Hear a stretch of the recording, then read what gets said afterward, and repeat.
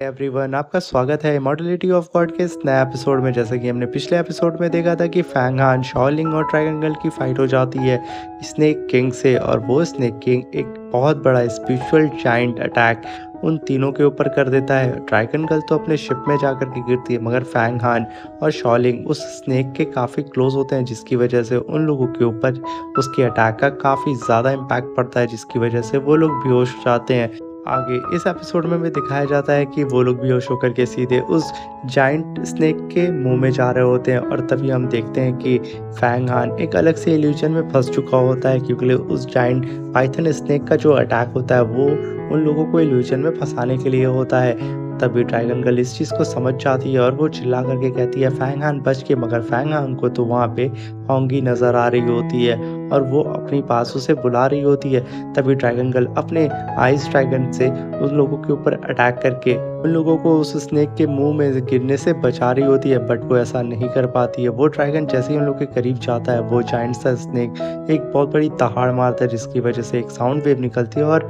Triangle का वो ice dragon तबाह हो जाता है। तभी ट्रायंगल अपनी शिप को लेकर के उन लोग के पास पहुंच जाती है, मगर वो बहुत मुश्किल से शाओलिंग को बचा पाती है, पर वो फैंग हान को नहीं बचा पाती, क्योंकि ड्रैगन ने बोट पे टक्कर मार दी थी, जिसकी वजह से फैंग हान बोट से नीचे गिर जाता है। तभी शाओलिंग को बोट में गिरते ही होश आ जाता है और वो इल्यूजन से बाहर आ जाती है और कहती है कि यहाँ क्या हो रहा है। तभी ट्रायंगल कहती है कि अभी फिलहाल के लिए तुम फाइट के लिए रेडी हो जाओ, क्योंकि अभी भी हम उस स्नेक से फाइट कर रहे हैं। और तभी ट्रायंगल अपनी बोट को सीधा उस स्नेक के मुंह पे मार देती है, जिसकी वजह से फैंग हान उसके मुंह में गिरने से बच जाता है और वो उसकी बॉडी पे यानी कि स्नेक की बॉडी पे जाके गिर जाता है। तभी ट्रायंगल कहती है ये फैंग हान का बच्चा होश पे क्यों नहीं आ रहा है। तभी फैंग हान उस स्नेक की बॉडी पे गिर जाता है और वो स्नेक फिर से इल्यूजन क्रिएट करता है और उसके सामने होंगी को खड़ा कर देता है, और होंगी उसे अपने पास बुला रही होती है और फैंग हान भी उसके पास जा रहा होता है। वो जैसे जैसे उसके करीब बढ़ रहा होता है, वो उस स्नेक के मुंह के पास जा रहा होता है। वो स्नेक उसका इंतजार कर रहा होता है, और जैसे ही फैंग हान उसके करीब आ जाता है, स्नेक अपना मुंह खोल करके उससे खाने वाला होता है,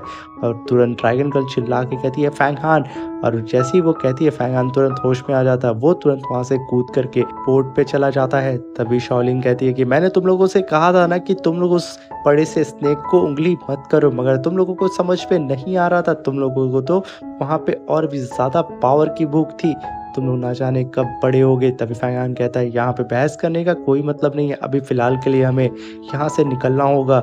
तभी ट्रायंगल भी कहती है तुमने सही कहा, मगर तब तक लेट हो चुका होता है। वो जाइंट सा स्नेक फैंग हान के पीछे आ जाता है, जिसे देख करके शाओलिंग घबरा जाती है, मगर ट्रायंगल बिना देर किए अपने आइस स्पिरिचुअल अटैक से उस स्नेक के मुंह पर अटैक कर देती है, जिसकी वजह से वो स्नेक काफी दूर जाकर गिर जाता है। मगर वो ब्लैक स्नेक किंग इन लोगों को इतनी आसानी तरीके से इस ब्लू सी से जाने नहीं देने वाला था, जिसकी वजह से वो स्नेक नीचे गोल गोल घूमने लगता है। एक बहुत बड़ा जाइंट सा टोर्नेडो वहाँ पे क्रिएट कर देता है। तभी ट्रायंगल कहती है अब तो हम बहुत बुरा फंस गए, और तभी उसकी शिप उस टोर्नेडो के बीच में जाकर के फंस जाती है और वो कहीं मूव नहीं करती है। ट्रायंगल कितनी भी कोशिश करती है अपनी पावर को बढ़ा करके उस शिप को आगे बढ़ाने की, बट वो ऐसा कुछ भी नहीं कर पाती है। उसकी शिप वही टोर्नेडो के अगल बगल घूमने लगती है। ट्रायंगल कहती है अब हम क्या करें। तभी फैंग हान कहता है कि तुम यहाँ पे इस बोट को हैंडल करो, मैं पीछे जा करके इस बोट को अपनी स्पिरिचुअल एनर्जी से पुश करने की कोशिश करता हूँ। तभी ट्रायंगल कहती है कि संभल के, वो स्नेक बहुत ही ज्यादा ताकतवर है, मगर फैंग हान कहता है मैं इसे हैंडल कर लूंगा, और वो तुरंत बोट के पीछे चला जाता है और अपनी फुल पावर से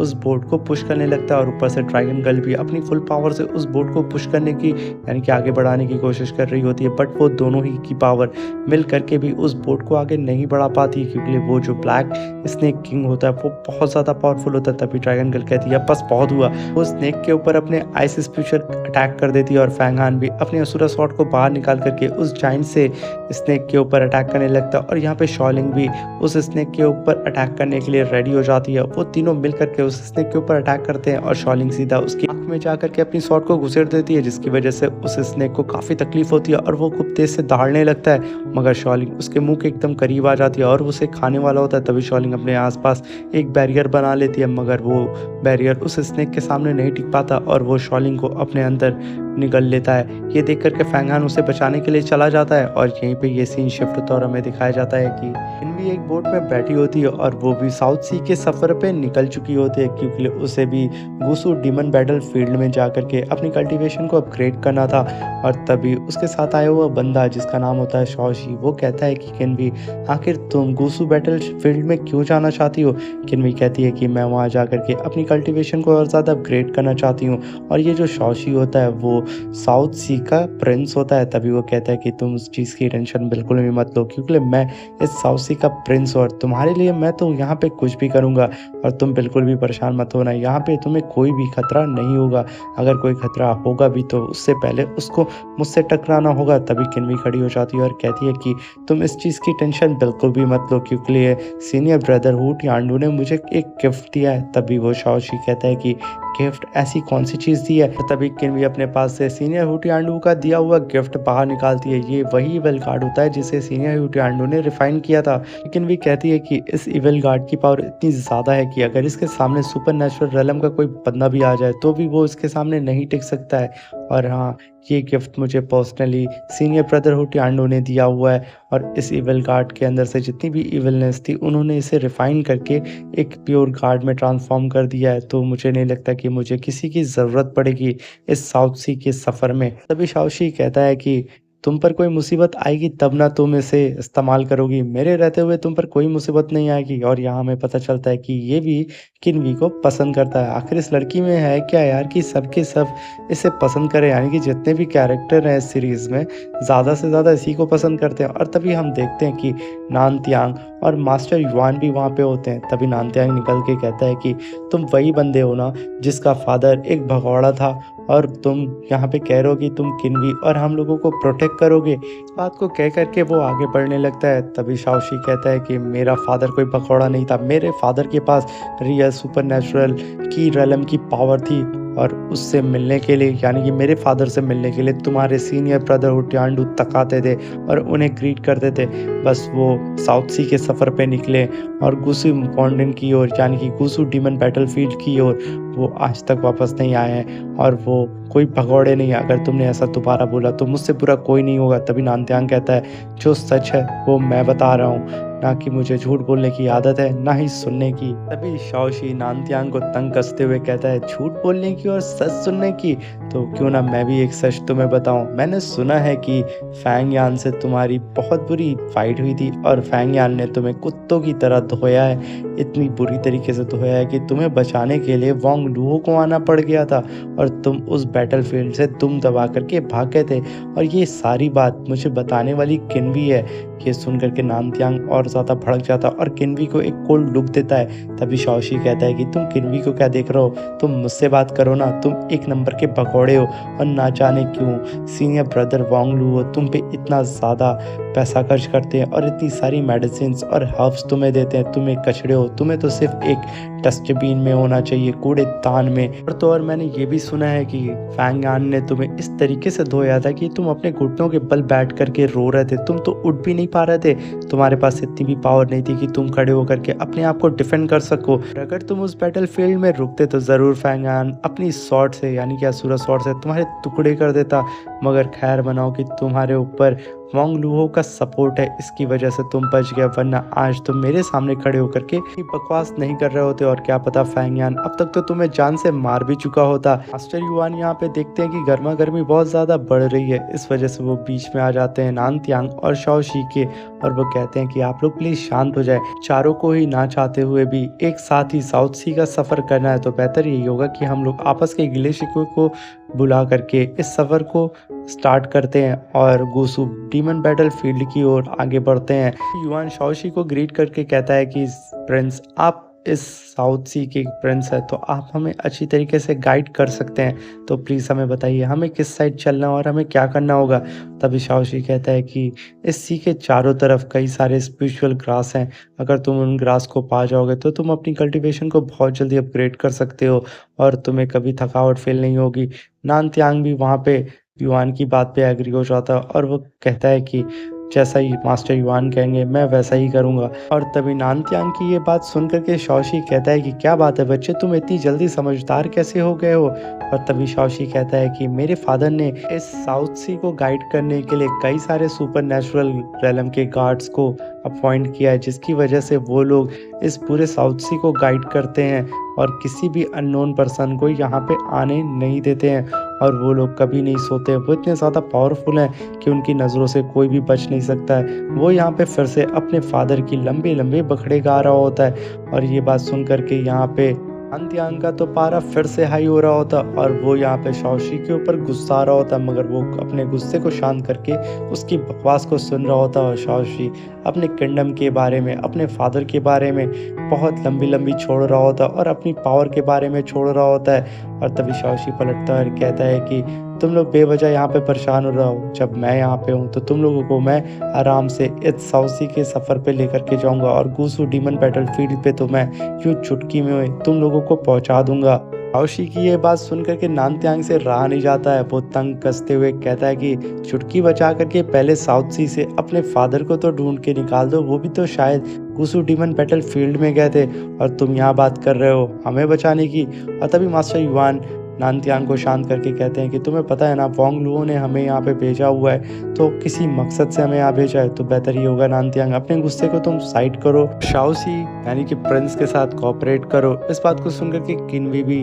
एग्री करती है युआन के साथ। तभी नानत्यांग पलट जाता है और गुस्से से उन लोगों को देखने लगता है। तभी किन्वी कहती है कि हम सबको यहाँ पे प्रिंस की बात को मानना चाहिए और उसका सपोर्ट देना चाहिए। यहाँ पे किन्वी प्रिंस का साथ दे रही होती है, ना कि नानत्यांग का। तभी नानत्यांग को याद आता है कि सीनियर ब्रदर वांग लुओ ने कहा था कि तुम लोगों को गुसु डीमन बैटलफील्ड में जाकर के वहाँ पे एक्सपीरियंस गेन करना है और अपनी पावर को और भी ज़्यादा अपग्रेड करना है, क्योंकि लिए आने वाले टाइम में तुम लोग अगर ऐसे ही वीक रहोगे तो तुम लोग मेरे किसी काम के नहीं हो। तभी नानत्यांग प्रेजेंट में आ जाता है, वो भी उन सब की बातों पे एग्री कर जाता है। और यहाँ सीन शिफ्ट होता में दिखाया जाता है कि फैंग यान उस सांप के मुंह में गिरता हुआ जा रहा होता है और वो गिरते गिरते सीधे सांप के पेट में जा करके गिर जाता है। और जैसे ही वो पेट में गिरता है और वो उठ करके चारों ओर का एरिया देखने लगता है, हर तरफ चिपचिपे पदार्थ होते हैं और उसमें से अजीब तरीके की गैस निकल रही होती है। फैंग यान ये देख करके काफ़ी हैरान हो जाता है और कहता है कि मैं यहाँ से भला कैसे निकलूँगा। और वो चिल्ला चिल्ला के शॉलिंग को आवाज़ दे रहा होता, मगर शॉलिंग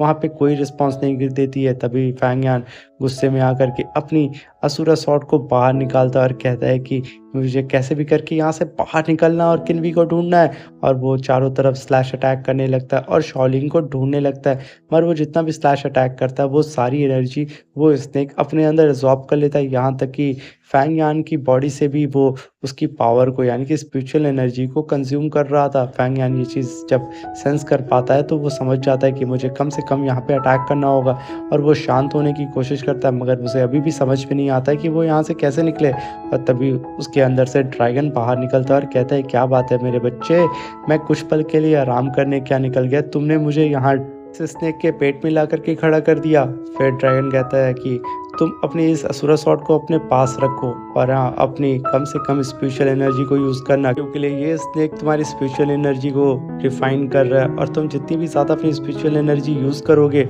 ये स्नेक उतनी ज़्यादा तुम्हारी बॉडी से स्पिरिचुअल एनर्जी को बाहर निकाल करके उसे रिफाइन करके तुम्हारी बॉडी की सारी स्पिरिचुअल एनर्जी को कंज्यूम कर लेगा। तभी फैंग यान वहाँ पे शांत हो जाता है और तभी हम देखते हैं किन्वी उस पेट के अंदर और भी बुरी तरीके से फंसती जा रही होती है और वो कहती है कि मैं यहाँ नहीं मर सकती, अगर मैं यहाँ मर गई तो मेरे असुरास क्लैन के लोग ये जान करके मुझ पर हंसेंगे कि मैं एक सांप के पेट के अंदर मर गई हूँ। और वो अपनी स्वॉर्ड निकाल करके उस स्नेक के पेट के अंदर अटैक करने लगती है, मगर वो जितना अटैक करती वो स्नेक उसे उतना ज़्यादा कमज़ोर बना रहा होता है और उसकी स्वॉर्ड को पकड़ लेता है और किन्वी भी उसके अंदर खींची जा रही होती है और वो कहती है क्या ये मेरा आखिरी वक्त है, आज मैं यहाँ मर जाऊंगी क्या। और तभी हम देखते हैं फैंग यान उसको ढूंढते ढूंढते उस स्नेक के पेट के और अंदर आ जाता है और ड्रैगन भी उसके पीछे पीछे आता है और वो देख लेता है किन्वी को और उसका हाथ पकड़ के अपनी पावर को और भी ज़्यादा रिलीज करके यानी कि गोल्डन यामा बॉडी को समन करता है और किन्वी को बाहर खींच लेता है। और बाहर यहाँ पे